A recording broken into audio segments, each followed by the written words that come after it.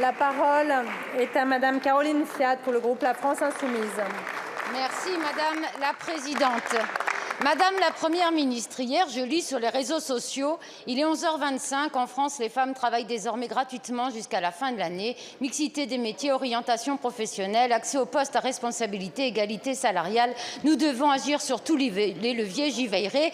Je me dis quel programme, quelle ambition, quelle volonté politique. Voilà quelqu'un qui mériterait d'être aux responsabilités. Je prends le temps de regarder l'auteur, vous. Quelle hypocrisie.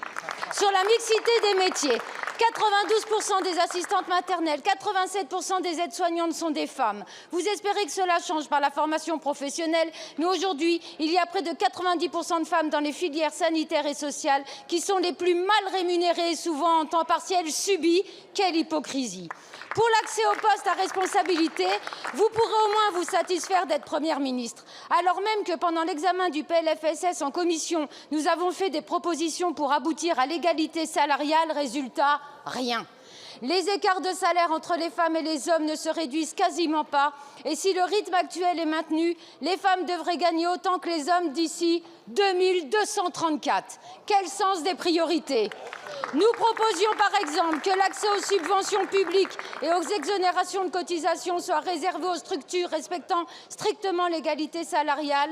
Et pourtant, vos députés ont voté contre. Quelle hypocrisie. Madame la Première ministre, obnubilée par l'idée d'atteindre l'égalité de 49,3 entre les femmes et les hommes, vous en oubliez l'essentiel, les propositions de vos oppositions. Alors ma question est simple. Maintenant que vous avez fini de veiller, quand comptez-vous réellement agir?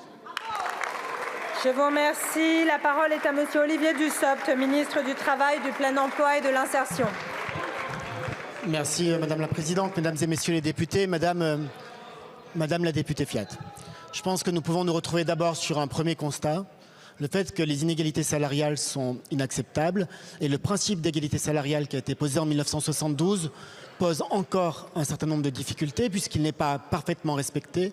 Et sur les inégalités de salaire que nous savons expliquer, il y a une partie qui relève de discrimination, de culture de la discrimination entre femmes et hommes qui n'est pas acceptable. Que pouvons-nous faire face à cela? D'abord, conforter ce que nous avons déjà commencé à faire.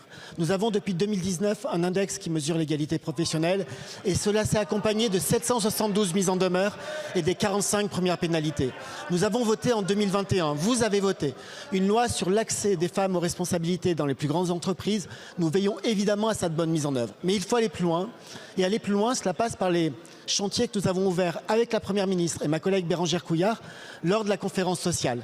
Aller plus loin, c'est lutter contre le temps partiel subi. Ça sera une priorité du Haut Conseil des rémunérations, parce que le temps partiel subi est une des premières explications de cette grande différence entre le salaire des hommes et le salaire des femmes.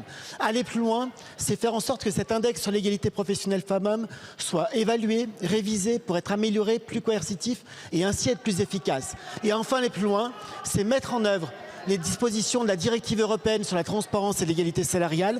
La France a jusqu'à fin 2026 pour la mettre en œuvre. Nous avons dit avec Madame la Première ministre, avec Madame la ministre déléguée en charge de l'égalité femmes-hommes, que ce dispositif sera transposé d'ici début 2025. Je ne doute pas pouvoir compter sur votre soutien.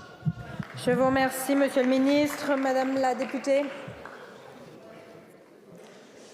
L'avantage d'être élue, Madame la Première ministre, c'est que notre indemnité n'est pas pénalisée par l'inégalité salariale femmes-hommes. Nous ne sommes pas bénévoles depuis hier matin, vous auriez pu me répondre. Sachez tout de même que l'application de l'égalité salariale financerait les retraites et permettrait aux Français de pouvoir partir à la retraite à 60 ans. Ambitieux, non?